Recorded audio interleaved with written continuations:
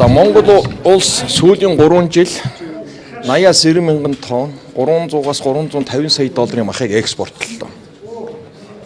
За энэ хугацаанд нөөцөн дээр ямар нэгэн доголдол үүсээгүй явж ирсэн. Хүнсний тухай хуулиар орон нутгууд хаврын махны нөөцийг бэлтгэх хуулиар хүлээсэн үүрэгтэй байдаг. Засгийн газар үүнд оролцдог. Өдөө аж ахуйн хоттой хамтарч ажиллаж дэмжлэг үзүүлдэг. Жишээлбэл би яаж зохион байгуулдаг байсан гэвэл экспортын гарч байгаа аж ахуйн нэгжүүдийнхаа бэлдсэн махны тодорхой нөөц хувийг аж ахуйн нэгжүүдтэй Улаанбаатар хот төвлөрсөн суурин газрын хэрэгцээнд нийлүүлэлтээ хийгээд ингээ хамтарч ажиллаад үнийг доктортой нийлүүлэлтээ доктор таваа гарчдаг байсан. За сая зохицуултын жоох алдаа гарсан. Тэрнээс 80 мянган тонн мах бэлтгэгдээд экспортод гараад явцсан байна. Тэгэхээр шатхуунаас болсон гэдэг тайлбар жоохон үндэслэл муутай л байгаа. Нөгөө талдаа нэг олон нийслэл 8,000 дундаж 9,000 тонн бэлтгэхэд яг хаврын одоо 4-5 сарын дутагдлыг өгчдөг. За нөгөө талаар энэ мал махны экспортыг дэмжиж байгаа бодлогын цаана хөдөөгийн хөгжил, орон нутгийн малчдын орлогыг дэмжиж байгаа байдал. Нөгөө талаар сүргийн бүтц нэлээд эвдэрсэн, зогсгүй болсон, тоотлогоо ихсэн, бэлчээр ашиглалт нэлээд даацсан секторээд цөлжилт гэсэн сөрөг нөлөөлөв учраад байсан шүү дээ. Ингээ экспортыг зохион байгуулад мал мах экспортын цаан гараад ирэхээр малчид маань олон малыг өвөлд онд оруулах гэж эрс дүүрхэн багасчиж байгаа юм. Намартаа сайн хэрэгцээлээд зөвхөн төлөх малаа авч үлдээд ингээд ачаал багтай намар орлогоо олждог нэг ийм бодлого. Тэгэхээр энэний цаан чинь нөгөө талаар Гатрын 4-р аяны хүрээнд 200 мянган га талбайг тэжээлийн талбайг нэмж тэжээлийн ургамал тариалтыг нэмэгдүүлсэн энэ малыг онд ороход их таатай болоод эхэлж байгаа. Зөвхөн одоо байгалийн өвс бэлчээр даат одоо найдаж өвлждөг биш. Тэжээдэг, борддог болоод дээрээс нь байнгын тасралтгүй мах нийлүүлдэг мал борддог аж ахуйн нэгжүүд олон арваараа бий болоод эхэлчихэж байгаа. Сүүлийн 2 жил анзаарсан бол өмнө ингээл зуд боллоо гэхээр л олон саяар малын тоо халдаал Монголын эдийн засгийн үзүүлэлтийг доош нунгаагаад байдаг зүйл байхгүй болсон байгаас малын зүү бус хоригдлохоор нэг 20-30 мянгаас илүү гарах байлаад эхэлж байгаа. Яг тэгвэл мал аж ахуй маш сайн эргэлтэнд орж идэж байна л гэсэн үг.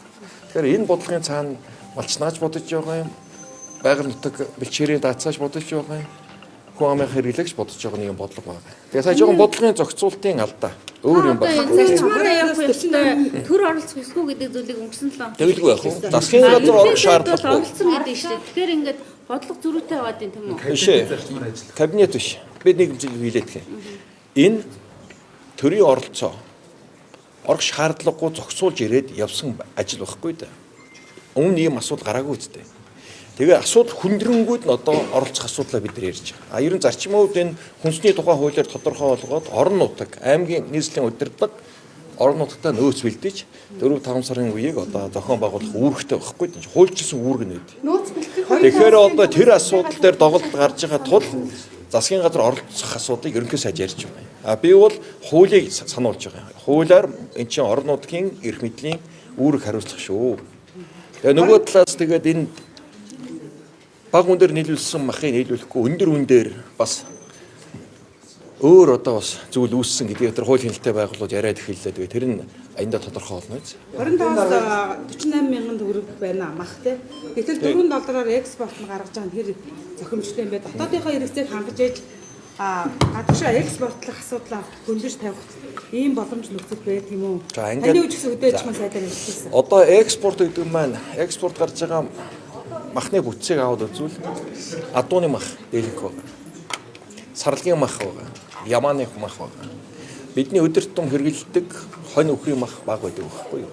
Бидэнд юу хэрэгтэй гэвэл яг энэ саяны дурдсан энэ сарлаг, ямаа, адууны махыг экспортод гаргах хэрэгтэй. Тэгжээж нөгөө бэлчээр малчтын орлого хангах бодлого.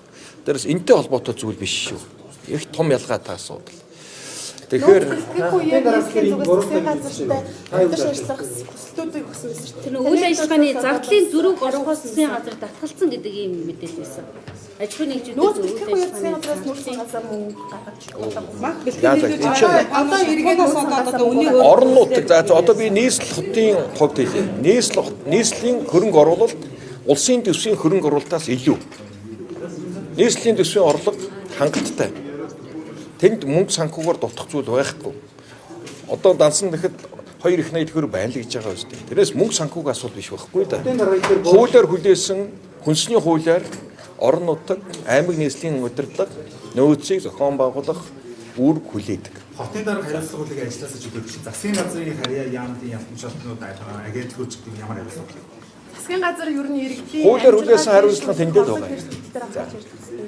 Тэр хотын дарга буруу засгийн газрын хариултаа гүйцэтгэж байгаа юм амжилгааг дэвшүүлэх хүний инфляцийг одоо Инфляцид холбоотой инфляцид холбоотой зүйлийг яриа. Хүний үн буурах юм уу?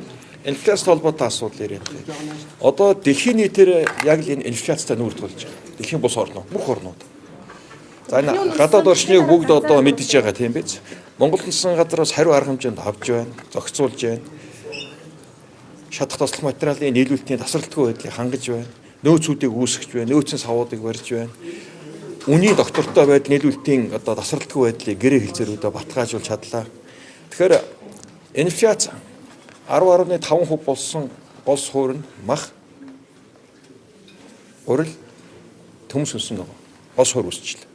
Тэрнээс бид нар импортоор гаднаас орж ирж байгаа инфляцийг зохицуулаад хянаад байгаа байхгүй юу?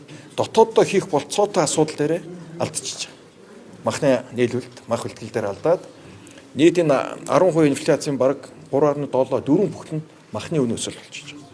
Гэтэл бидэнд нөөц байна уу байна? Экспорт нь гарч ийн үү байна? Энэ дээрээ жоон зохицуул тэгэл нийлүүлэлтийн бодлого нь хийгээд хянаад ажиллахад болчих байсан ажил дээр зохион байгуулалт алдаа гараад нийгмийн одоо бухимдал болоод ерөнхий сайдаа мах яриулаад бүр эндээ хүрээ өвчлээ шүү дээ. Энэ чинь хуулиар хүлээсэн чиг үүрэгтэй хийгээд ирсэн зохицуулж явдаг юм л ажил шүү дээ. хотын дарга тайлбар авах хэрэгтэй байсан юм шүү. Ямар тайлбар? авмаар. Ажлаас чөлөөний тулд өөрөөс нь асуудал гаргасан үнэн юм уу, буруутай юм уу? За энэ Монгол улсын ерөнхий сайд бүрэн эрхийнхаа хүрээнд ажиллаа хийж байгаа. Монгол улс нэгдмэл. Захираг сахирхдах ёс гэж байна. Улс төрийн одоо хим хэмжээ ёс суртахууны асуудал байна. Тийм биз? Ер нь цаашдаа энэ зах зээлийн зарчмын хувьд ч тэр махыг яаж явуулвал иргэдэд одоо ээлтэй байж чадах юм бэ? Чэнжүүд одоо дунд нь үн нуглаад байгаа шүү дээ. Мэлчтэй хотноос бол хямдхан байгаа тийм үү?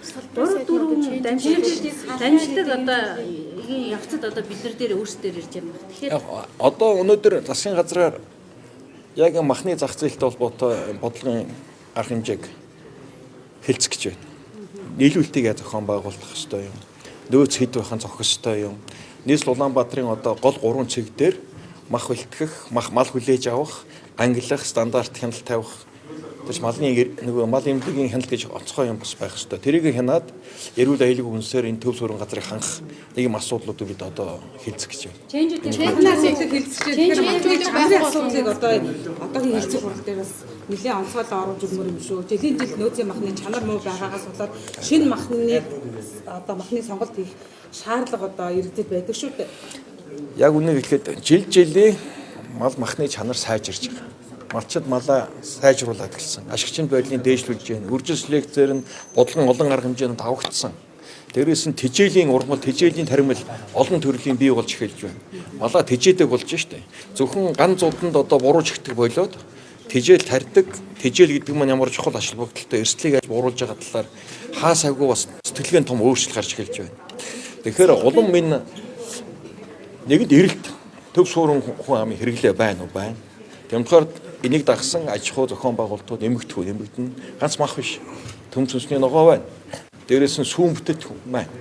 Бид нар чинь нөө бэлчээрд байгаа малынхаа дэлэнгийн доторх сүүг бодоод Монгол улс сүүгээ 100% хангадаг гэж ярьдаг байхгүй юу. Бодит байдал дээрээ сүүсэн бүтээгдэхүүнийхээ бараг 50% бид нар импортоор авч чинь шүү дээ. Хуурай сүүг найруулж янз бүрийн нэр өгөөд ард түмдээ нийлүүлж. Тэгэхээр бэлчээр мал аж ахуй аль дэвшинтэй байхын эрчим цай аж ахуй нөхцөлд нь яаж ажиллах гэдгийг нь тодорхойлгоод бодлогын дэмжлэгүүдээ өгөөл явах. Энэ сүүлийн үед төр атрын дөрөв, цагаан алт, хүнсний ховсгол хөдөлгөөний хөтөлбөрийн үр дүнд нэлээд олон ахис дэвшил гараад хангамж төрөл нэмэгдчихэд байгаа байдал байна. Тэр махны чэнжүүдийг байх болгондоо салбарын сайд. За яг хөө. Тэр зөв юм уу? Энэ шаяндаа зах зээл зогсуулаад байна. Нэг талдаа нийслэл нийслэл зохион байгуулалт арга хэмжээ буюу мал хүлээн авах тэр дэд бүтцүүдийг сайн бэлтгэх хэрэгтэй бол.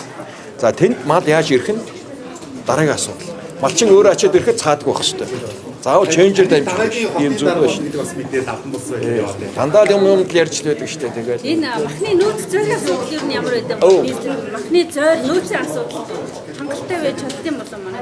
хангалттай биш. Тэгэхээр амьд мал хүлээж авах дэд бүтцэд цул байна гэсэн үг байхгүй. Тэгэхээр хомсдол үүсээд ачаал үүсээд байгаа. Тэгэхээр тэр мал хүлээж авах дэд бүтцээ жоохон өргөт сайжруулах хэрэгтэй байна гэсэн үг шүү. За одоо засгийн шийдвэр яг энэ дээр яригдан. Тэрийг та нар сонсоорой.